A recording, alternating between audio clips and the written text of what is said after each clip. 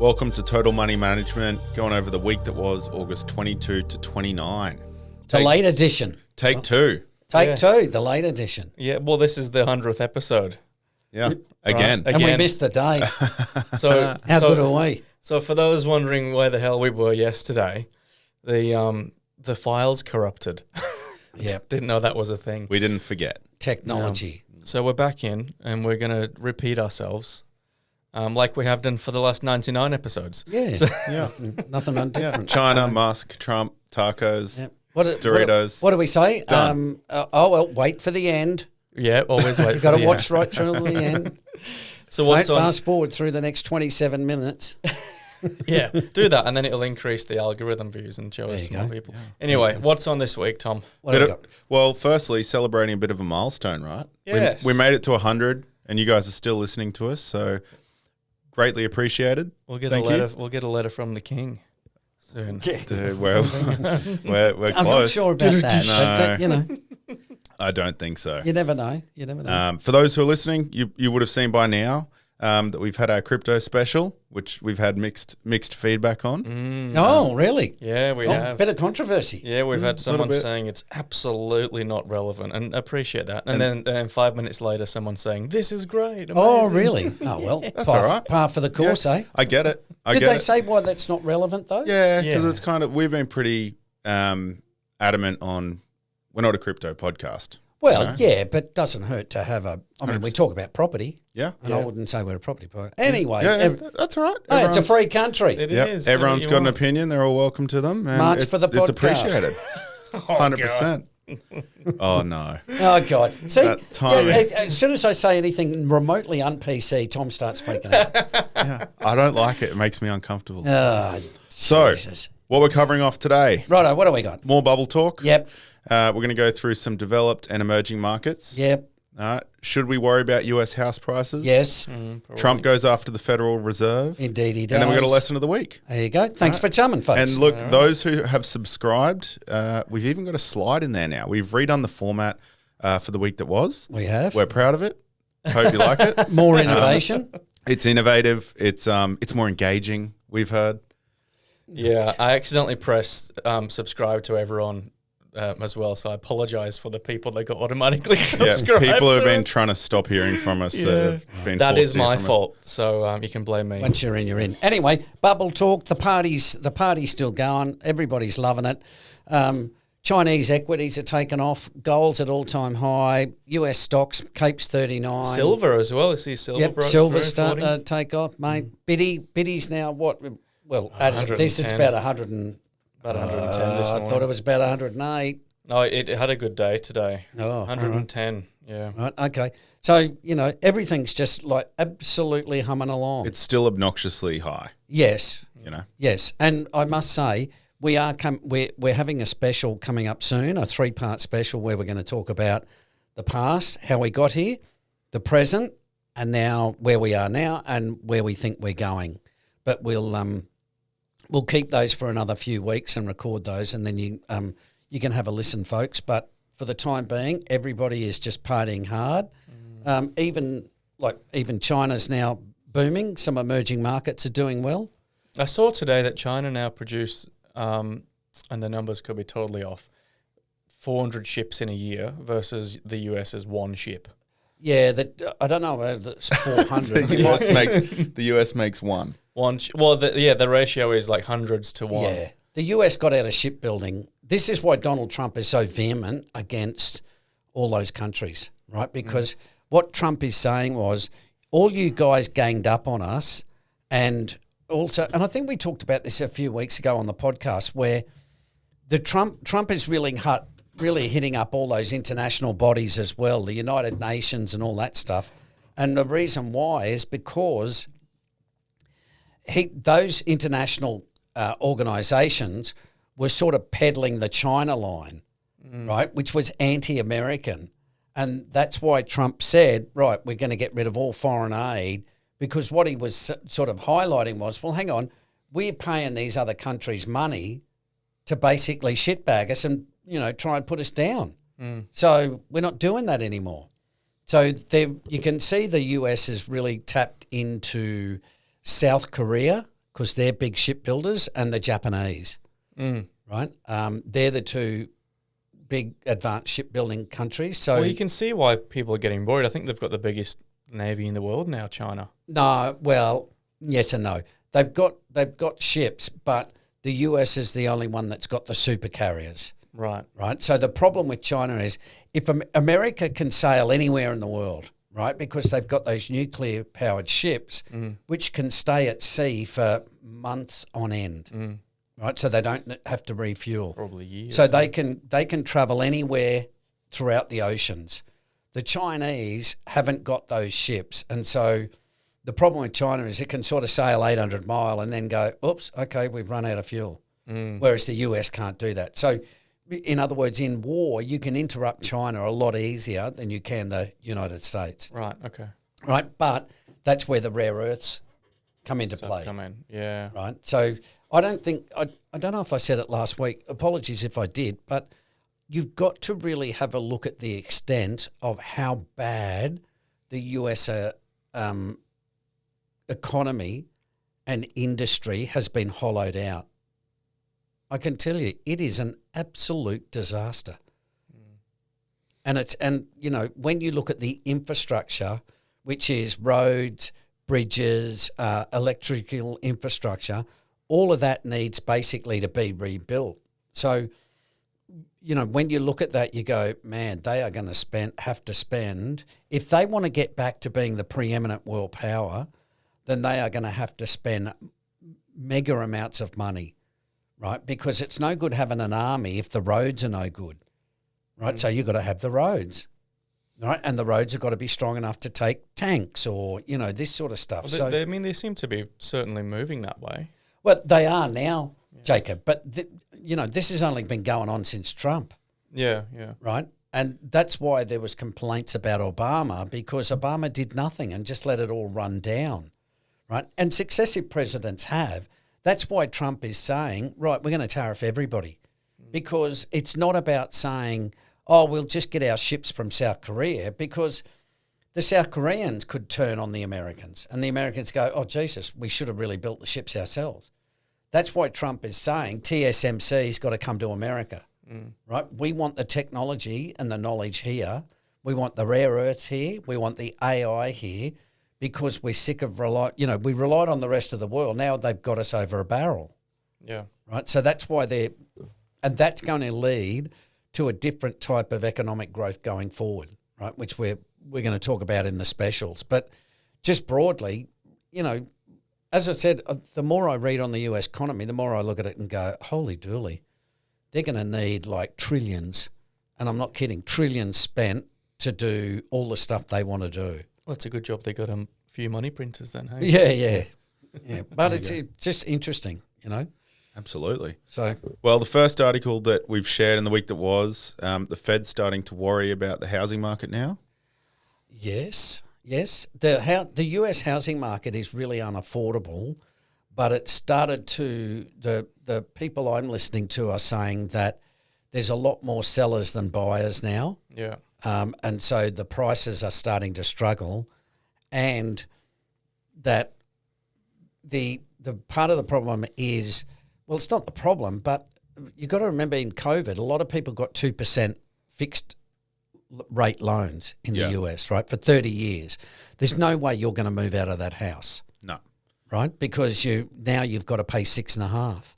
So it's much better to say, well, I'm just going to sit here and pay 2. Right, so that impacts the housing market. So in America, 19 of the 50 largest metro areas now have median house prices below 22 levels. Yeah, it's now. I think I heard it's now cheaper to build a house than it is to rent a house. It's cheaper to buy a house, and then what's happening is people are buying existing properties rather than new properties. Sorry. So it's cheaper to buy a house than build a house. No, sorry. It's cheaper to build a house than it is to rent, right? Oh, right. That doesn't make sense. In the US. Long term. In the US, yeah, long term. Yeah. Right? So if you build a house, what you're doing is saying, well, look, it's so cheap, you're paying $600 a week rent over there. Look, you're better off paying $400 on a mortgage here. Yeah, understood. Right, over the term of the loan. Yeah. From a income to mortgage ratio, like we've discussed on the podcast before, like, Australia is close to 14. Yep. Last time we addressed it. Like in Sydney, yeah. What's the US? US is very modest. It's actually about 6. And they're saying that it's crazy overvalued. Well, yes, but the prices are now starting to come down. Right? At 6. That's why I keep looking at us and going 14 times income. Well, they're not like in America, they're not loaning like they are here. Either the banks won't loan 14 times, like $1 million, $1.2 million mortgage on their median wage. So they learned from the GFC a little bit, I guess. Well, a lot of people just reduce their debt. The consumer debt in America is actually not too bad, right? Household debt. In Australia, it's enormous. Yeah, last we discussed, I think it was double 180. Yeah. 180. So 180% of GDP, which means, but a majority of that is in mortgages, right? And people are speculating on property. Yeah. Now, Albo's come out this week and said, 5% deposit. And of course, what's happened? Now prices are, they're all talking up prices again. Yeah, they're up, I think, 0.7% this month or something already. But I don't think, look, I could be wrong, and I probably am, but I don't see how the 5% deposit makes it any better if the income that you've got can't sustain the loan. Like the average Sydney average Sydney apartment's about 850, right? So if you get a 5% deposit, let's round it up and say 50, right? Okay, so it's 50,000. Okay, so you've got to borrow 800. Then you've got to have a bit of stamp duty and throw on another, let's say, 25 grand, right? You want to buy furniture and shit, right? So now you've got to get a loan for 825. That amounts to, I think, what did we say? It was about 30 grand a year or something. Then when you look at it as part of as a proportion of the median income, it's like 50%. Right. So again, you look at it and go, okay, you got the deposit. Yeah, but the problem is I can't pay $4,000 a month to pay off the loan. Yeah, I mean, the long-standing argument, especially around people my age, and not necessarily who I hang around with, but is that people can afford the loans, but they can't afford to save because the rents are so high. Yeah, they can't afford to save a deposit. Yeah, yes and no. The problem is that the prices are too expensive. So let's say you had 200,000, right? Well, if you need a 20% deposit, right, that's $1 million on the house is $1 million, you got 200, cool. Yeah, well, right? you got but 50 grand in stamp if the duty. standard Sydney house, the average Sydney house now is about 1.6. So 200, you need 320. Well, if it takes you 10 years to save 200, you still got another, and by the time you get to 320, they go, the property's 2 million, you now need 400. But that's exactly what I'm saying. People can't afford to save the deposit because they're paying $800 a week in rent or whatever they're paying. Yeah. But what I'm saying is, if the house price collapsed to $1 million, then your 200, you go, oh, actually, we can buy a property. Yeah. Right. So, but we're both right. Yeah. You're right. The deposit's hard to save. That's rare. Hey, there you go. He's conceded. But it's so expensive, right? Rent's expensive. Properties are expensive. Interest rates have gone up, and that's why it's becoming a problem. Hence why Albo's gone, hey, we'll throw in a 5%. But I look at it and go, well, that's great. That's not going to help many people who say, well, great, Albo, now I'm up for $4,000 a month. The loan repayments are astronomical. 14 times income. Mate, if it was only $4,000 a month, Jacob would buy 20 of them. 21st. And only if they're in Montville, Mulaney, mate. Yeah.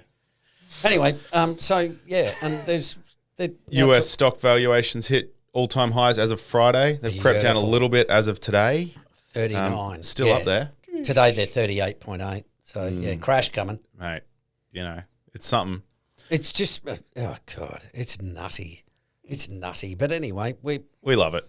Make fun while make hay while the sun shines. And now they're talking about our stock market being in a bit of a bubble. Yeah, well, we spoke about it. No, we didn't. We tried to speak about it in the last recording. That's right. But well, if you look at the US, we look cheap still.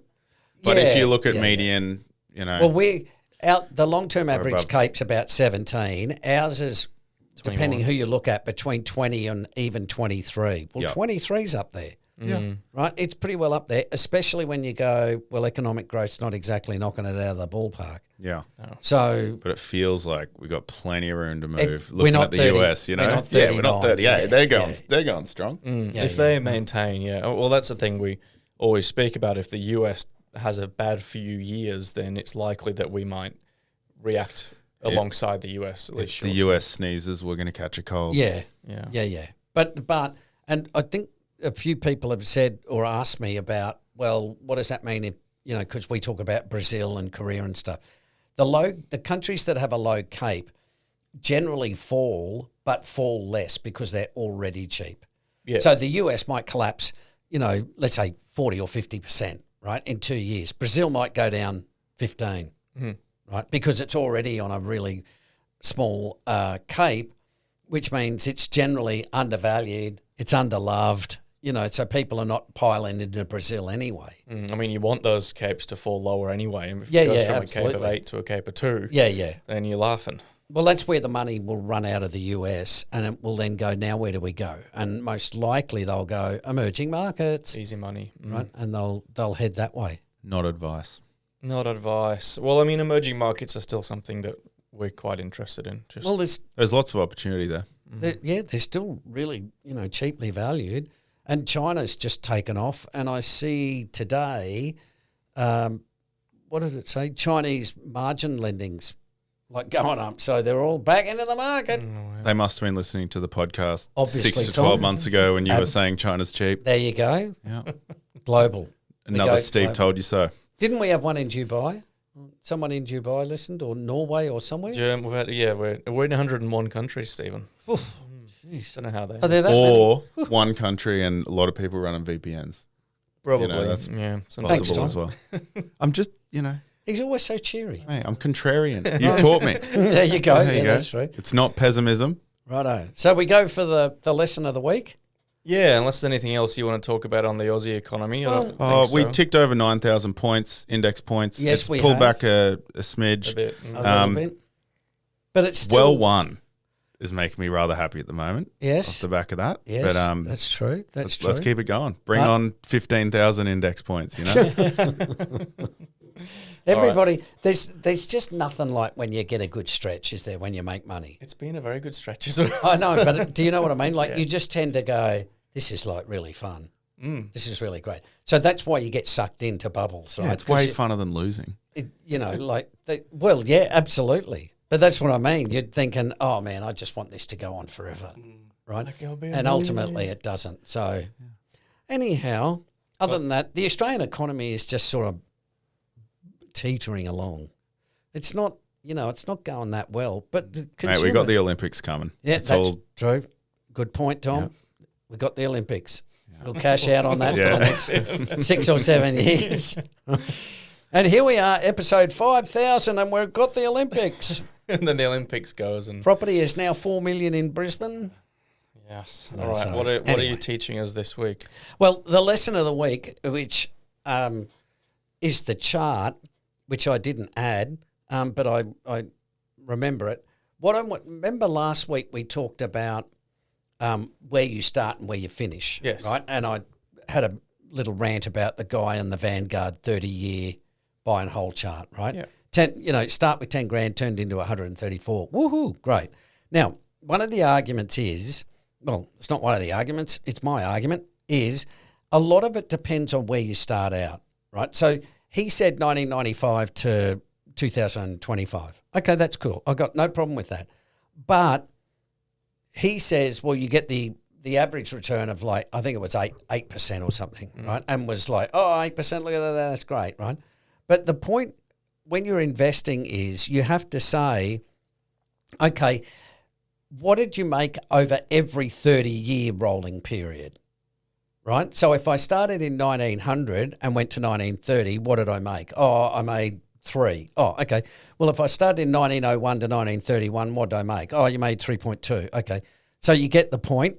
You can't just take one 30-year period and say that represents every 30-year period. Well, you map that against the valuation of the general market. Yes. And you get periods like 1929 where you make nothing. Yes, exactly. So from 1920 to 1929, the stock market in the US went absolutely gangbusters, right? From 1929 to 1939, bit of a different story, right? So what I'm pointing out is you've got to look at the range of returns. And when you look at it over 20 and 30 years, the volatility does decline, right? So over 30 years, it might be between, say, the high average is 10 or say 12, and the lowest 30-year return ended up being 6. Okay, so you look at it and say, okay, I can get somewhere between 6 and 12. Right, it's a big difference, though, isn't it, between 6 and 12? Well, it is over 30 years, right? And that's the point. When you look at it and say, well, why does it fluctuate? It's pretty simple. The Cape ratio is really cheap and then it's really expensive. So when you look at decade returns, right, you can see it there really starkly, right? Because the 80s was good, the 90s were good, 2000 was terrible. This is in the US, right? 2010, 2020 absolutely killed it, right? Why? Because the Cape was high and low at different points.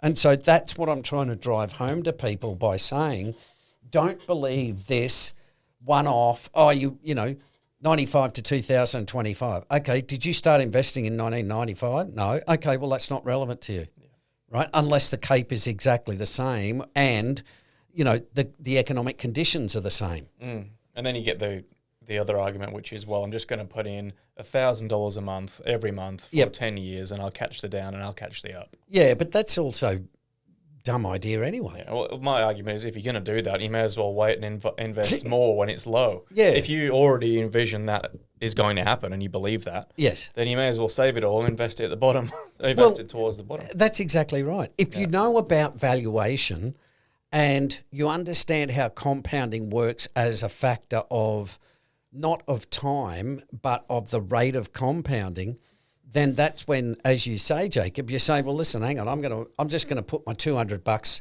a month in a savings account, but I'm going to wait till the Cape ratio gets really cheap, or, I'm going to invest in energy now because it's paying 8. Yeah. Right, or something like that. Whereas the idea of dollar cost averaging, if you really sit down and think about it, makes absolutely no sense at all. Right? Because what it's doing is saying, well, we know markets get cheap and we know they get expensive, but just keep buying. Well, it works fine in a bull market when the dips turn into rallies. Yeah. But again, like if you don't have that principle in the bear markets, you're not dollar cost averaging. You're just investing when capes are either expensive or cheap. See, the thing is, a lot of people say, and I was talking to someone about this afternoon. Your mate Sam, actually, your old buddy Sam. Sam King. Yes, I was saying to him, what you find is that people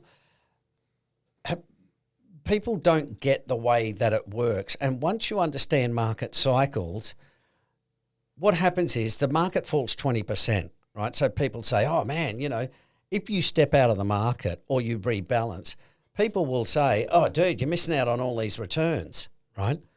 But what I keep arguing is if you don't know about market cycles, you're not going to get out at the top, right? Because you're not going to be going, oh, man, I know what I'm doing. Because if you don't know market cycles, you don't know what you're doing, right? And then when the market starts rolling over, the finance industry comes out again and then says, oh, it's a great time to buy, and the same old story, right? Oh, you can't pick when the market's going to fall. That's why you dollar cost average. Well, that's bullshit. That's bullshit. You look at a chart of market cycles, but you do, right? You're like, I just look at the market cycles and go, man, that is so goddamn obvious. Yeah. And you look at Cape.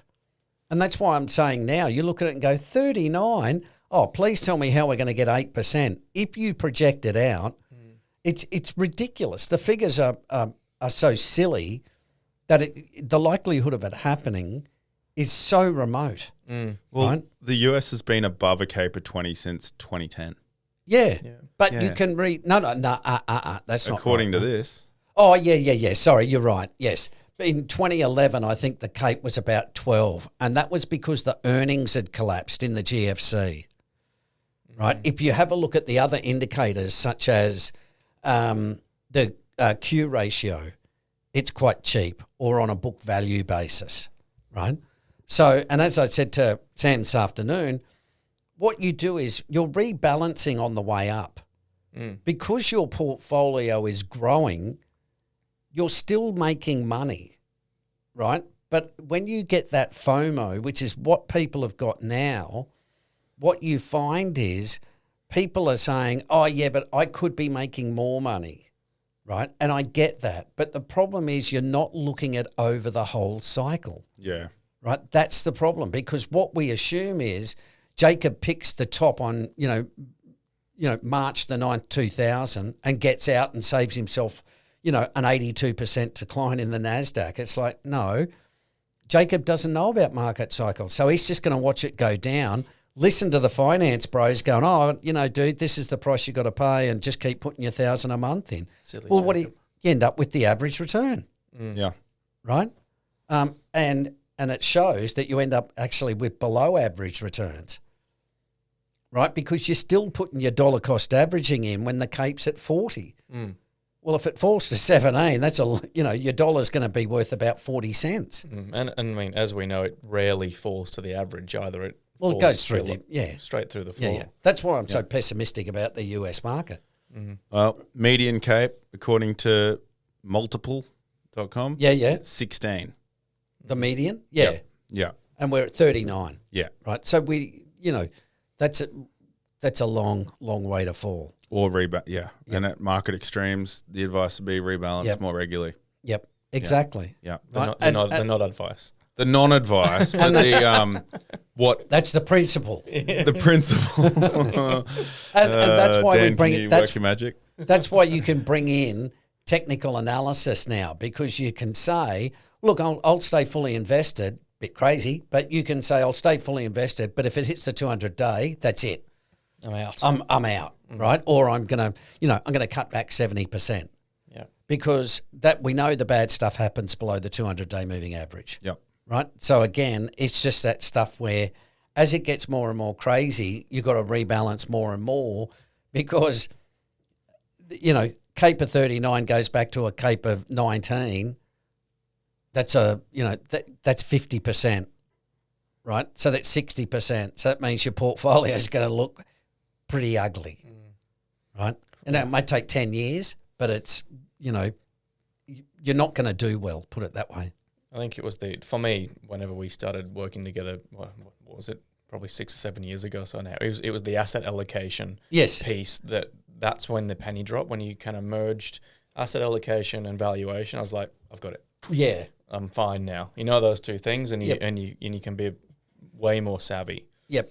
Once the light goes on, where you get those aha moments where you go, oh, okay, now I get it, right? That's when it sort of it resonates in you, in the sense that you don't have to convince yourself of what Steve said, right? I'm still not sure about that. Once you do your own research and you look at it and go, well, yeah, that's true. Oh, yeah, well, that's true. And as I said, when we talk to people about that stuff, it's sort of like, oh, yeah, well, that all makes sense. And it's like, yes, it does, because we're not, I'm not making shit up like, oh, the market cycles. Have you got a chart? No. I just think, that's, you look at a chart, the facts are on the chart. You're just looking at it and go, man, it goes up and then it goes down a lot. Oh, then it goes up a lot again. Then it goes down a lot again. Then it goes up a lot. And it's like, okay, I'm starting to pick a bit of a pattern, right? Yeah. So, that I think is really important. The hardest part is when the Cape's 39, like we were just saying before, oh, man, we're having so much fun in World 1. That's when you got to be careful, right? Right? When you're tempted to go, I'm just going to ride this puppy out. It's like, don't do that. Stick to the rules. Right? And I think you go more into that in the recent blog post on timing the market with the 3 wells as well. So if you're interested, guys, just go to the blog. You can read it all there. Steve writes a blog every week, and not many people look at it. Yeah. And they really should. Some of his best work there. I don't know what the hell's going on. Well, we never really talk about it. Well, we have to talk. That's why we wanted. That's why we wanted you to wait till the end. Here we go. Right. So, the secret. Read the blog. Secret sauce. Please jump on the website, subscribe to The Week That Was, or the blog if you want. if you enjoy the podcast, even if you don't want it. Yeah. You're going to do it. We'll force you to. Just please do it. Yeah, we'll force you. Well, Steve, come on. So funny. Yeah. All right, well, let's leave it there. Yep. Also, leave a review and see you next week. Cheers, folks. Congratulations to Steve, Tom, and Jacob on 100 episodes. And for the 100th time, we don't provide financial advice. You'd think I'd have that by now. I've done 99 episodes and I've ended it with a cheers every time, but on the 100th I said thank you. Oh, did you? Oh, I say thank you. Cheers, folks.